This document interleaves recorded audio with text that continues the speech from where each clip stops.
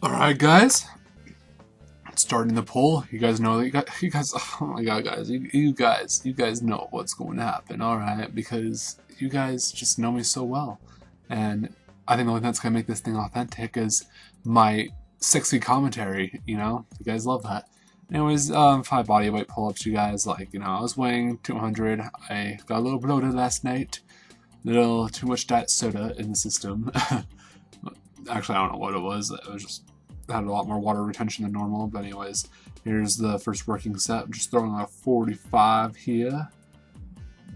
You know, you gotta psych yourself out on these PR sets. Alright guys, like, this stuff isn't something you can just pull out of your butt, alright? You work your way up to this crap. 45-pound plate for pull-ups, I mean, you know, that's pretty good. Granted that most people can't even do body weight pull-ups.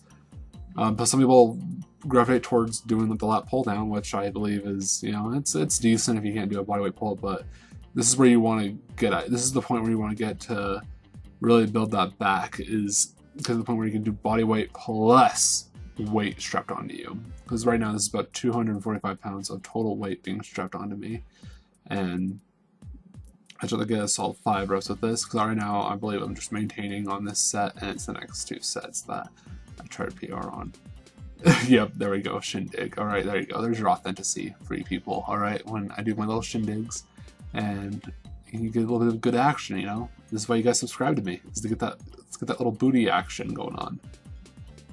So it's like the eye candy. Alright, so here we go, suck myself out. I'm gonna do 5 reps.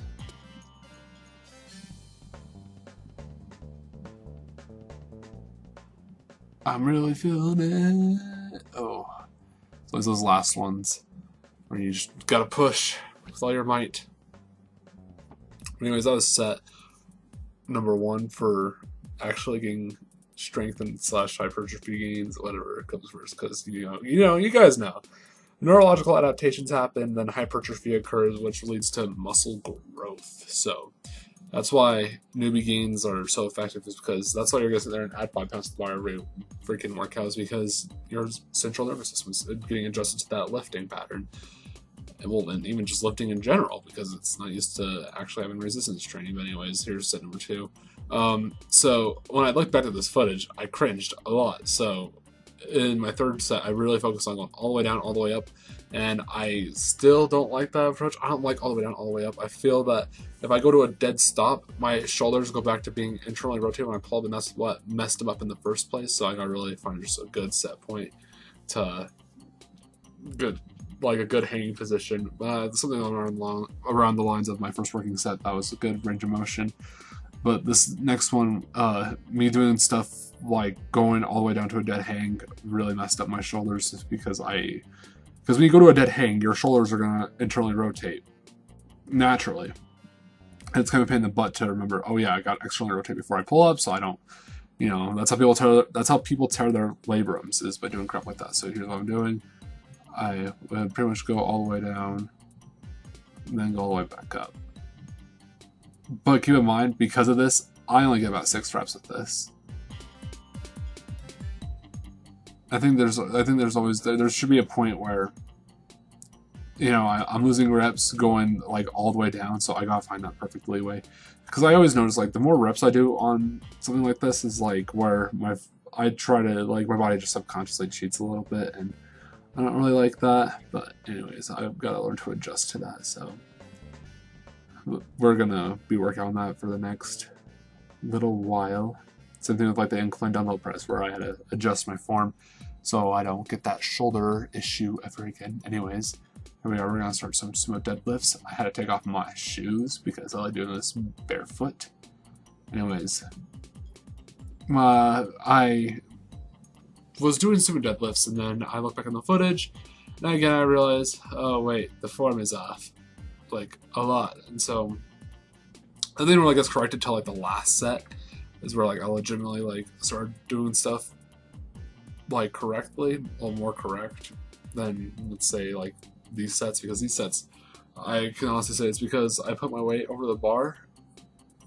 Like I basically have like my whole body over the bar. Like this is not the position you want to be in. You want to make sure like you're like I guess basically your calves to your hamstrings, you want to make sure they're like perpendicular to the floor. You can see like my calves are still slightly out. Anyways, this is like that's really lightweight, so I didn't really even feel it. I think that's just 185. Nothing too crazy. I just did that for a warm up. And gotta use the special handy bar, so it makes loading weight like 50 times easier. Anyways, here's the next set. Just throwing some 45s. So this makes about 275 pounds. I'm trying to find my stance. My booty is ready, guys. Alright, this is what I do for you guys.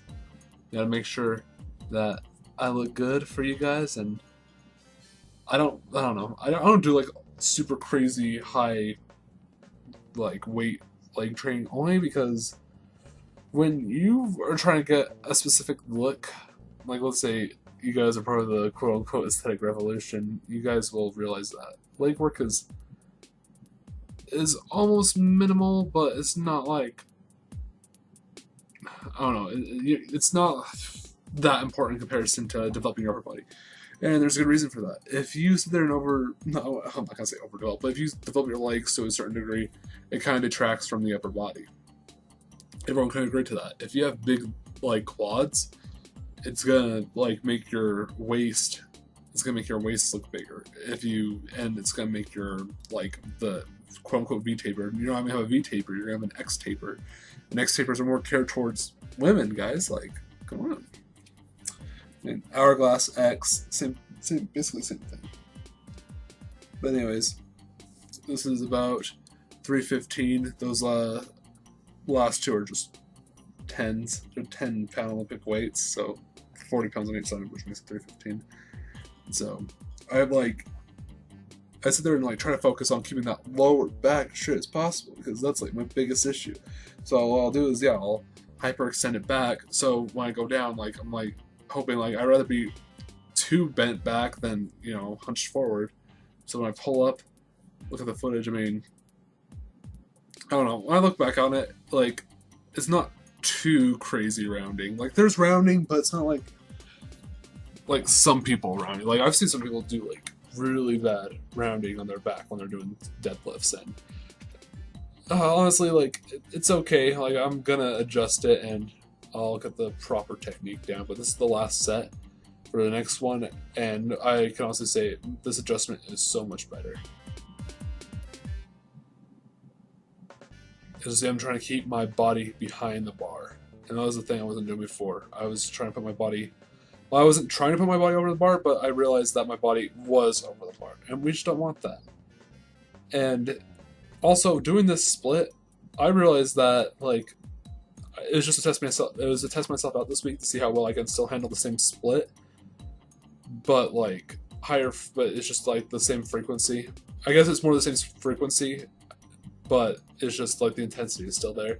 And I just could not recover. I wasn't recovering that well. So when I was getting to back today for this exercise, I was just so dead. And I don't even complete this rep because it was just too heavy. My grip was letting loose, and that's the first thing that gives up is your grip. Anyways, there you go. Alright guys, we're enjoying the adult life. But to get my oil changed at my custom shop. Good old Jerry. Jerry's a family member, and he's a boss, and he's super good with cars. And yeah, I'm just too lazy to change my own oil. And, he has the cool stuff. He has a shop, makes my life 20 times easier. Anyways, on that workout today, whew, I am dead beat. The weighted pull-ups, I decided to change things up a little bit on that last set. I just want to see like how well I can do from going from like dead hang to like pulling up, go dead hang every rep. I don't like it that much. I feel like the effort is a little too, how do I put it? Like I know it's a better range of motion, but I think there has to be a better way. I have to find a better range of motion. And there's a fun bus behind me. A handicap fun bus. Say hello to the fun bus, guys. Hi, fun bus. There's like 20 people in there. I don't think that shouldn't be a thing. This road is so tiny. This road's called Garden Street, and it's a little tiny street that can really only fit like one car at a time. But hey, we just gotta wait for the good old Jerry, the Jerry Bear, and The oil's gonna get changed, and hopefully that will fix my car. No more ripped car. I mean, obviously I drove it here, but you know, guys, it's a pain in the butt. I have to like throw it in neutral and rev up the engine every time I go to a stop sign, just so the car doesn't die on me at a stop sign. So that is not fun. No fun, no bueno. But anyways, hopefully that might have something to do with it. I don't know, guys. Guys, I'm a fitness nerd and a computer nerd. I'm not a car nerd. All right, I'm not an auto mechanic. All right, I can't be a jack of all trades. Yeah, I could be if I really want to. If I really want to learn cars, I can. But maybe when I master fitness, I might switch over to mechanics and see how well I do in that. But anyways, one day he'll be here. Nutrition, I don't plan on breaking my fast for at least another. I don't plan on breaking it until like 1. It's like 10 o'clock right now. I woke up like at 7:30, worked out. I got done like at 9:30. Well, I woke up at 7:30. I didn't get to the gym till like 8, and then I got done like at 9:40. And now I'm here, and I'm dead tired. A bit of a headache too, but it's all good, guys. All right, just gonna fast, enjoy life, relax. That's the key, guys. Just learn to relax when you can, because if you sit there and stress yourself out all the time, then you're never gonna grow. And there's my Jer Bear. He's right there in front of me in this red truck. Yeah. Jer Bear. Anyways, I'm going to get my oil change and we're gonna have a good time. Let's go, guys. It is 11:39 right now, and what better way to celebrate such a menace occasion than with my brother? Today's his birthday. Hi. How old are you, Alex? Old. Getting old. So we're just celebrating with some birthday cake my mom made. And me and my bro are probably gonna go watch a movie, chill. It's his time. It's my bro time. Yeah. Yeah, buddy. That'll be the full day of eating. I don't know, maybe I might eat more. I don't know, maybe. Yo, Caleb, what are you eating? Chicken tenders. Wait. Just the bicep. Just the bicep? Oh, that's not. That's small. Tricep. Nipples. Pop. Why'd you pick chicken tenders? I'm trying to Mexican food. You're tired of Mexican food. Hey! I forgot. Oh my gosh. I don't understand what you're trying to say. Jose, why did you pick the food that you did? What? Why did you pick that food? Because this, the beans, and the rice make it balanced to form an equal opportunity for the Opportunity. an equal opportunity for the bean burrito to go through my stomach at the same time. It'll go through my stomach at the same time. It goes through my intestines. That's very You profound. didn't say I. You just say. Wait, so what are the fries for? Carbohydrates? And some carbs? Because I'm too ripped and too muscly. I'm 2% body fat. Get out of here. I'm 2% body fat.